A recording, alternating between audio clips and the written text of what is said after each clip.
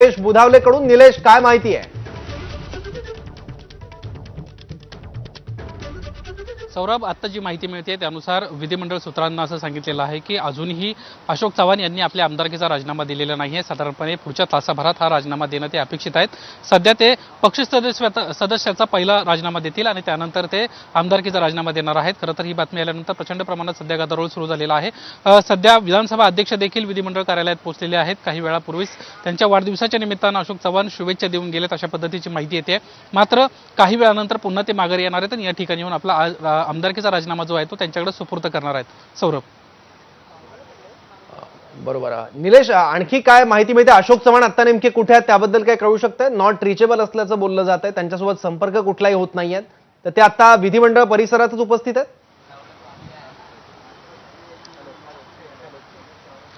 अशोक चव्हाण जर खरंच राजीनामा देणार असतील तर ते पहिला पक्ष सदस्यत्वाचा राजीनामा देतील. म्हणजे ते पक्ष कार्यालयामध्ये पहिलं जातील, त्या ठिकाणी आपला राजीनामा देतील आणि त्यानंतर ते विधिमंडळामध्ये येतील. विधिमंडळात येऊन आमदारकीचा राजीनामा देतील आणि त्यानंतरच ते भाजपमध्ये प्रवेश करतील. खरं तर भाजप कार्यालयाच्या परिसरामध्ये मोठ्या प्रमाणात घडामोडी घडायला सुरुवात झालेली आहेत. प्रदेशाध्यक्ष बावनकुळे काही वेळात पोहोचत आहेत. उपमुख्यमंत्री देवेंद्र फडणवीस त्या ठिकाणी येणार आहेत. यामुळं आत्ताच्या घडीची ही मोठी बातमी आहे. अशोक चव्हाण जर राजीनामा देणार असतील तर पहिल्यांदा त्यांना ही प्रोसेस फॉलो करावी लागेल. विधानसभा अध्यक्ष पुढील 1 ते 1.5 तास विधिमंडळ कार्यालयातच थांबणार आहेत. त्यांच्याकडे राजीनामा सुपूर्द केल्यानंतरच ते पक्ष भाजपमध्ये प्रवेश करू शकतात. जी विधिमंडळ सूत्रांना माहिती दिली त्यानुसार आमदारांना स्वतः म्हणजे अशोक चव्हाण यांना स्वतः या ठिकाणी यावं लागेल. तो राजीनामा त्यांच्याकडे सुपूर्द करावा लागेल आणि त्यानंतरच तो राजीनामा मंजूर झाल्यानंतर ते आपला पक्ष प्रवेश जो आहे तो करू शकतील. सौरभ, बरोबर. निलेश, पण ही सगळी प्रक्रिया नेमकी काय असते त्याबद्दल काही सांगशील? किंवा आसपास काही हालचाली तुला दिसत आहेत?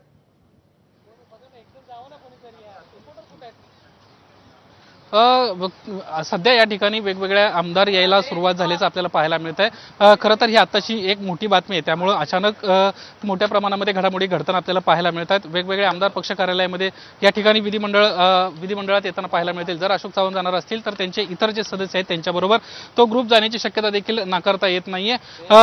खरं तर 5 ते 6 आमदार सोबत अशोक चव्हाण यांच्यासोबत असतील अशी सातत्यानं मागच्या काही दिवसांपासून चर्चा होत होती. त्यामुळं या चर्चेमध्ये कितपत सत्य हे अगदी पुढच्या पाऊण 1 तासामध्ये स्पष्ट होताना पाहायला मिळणार आहे.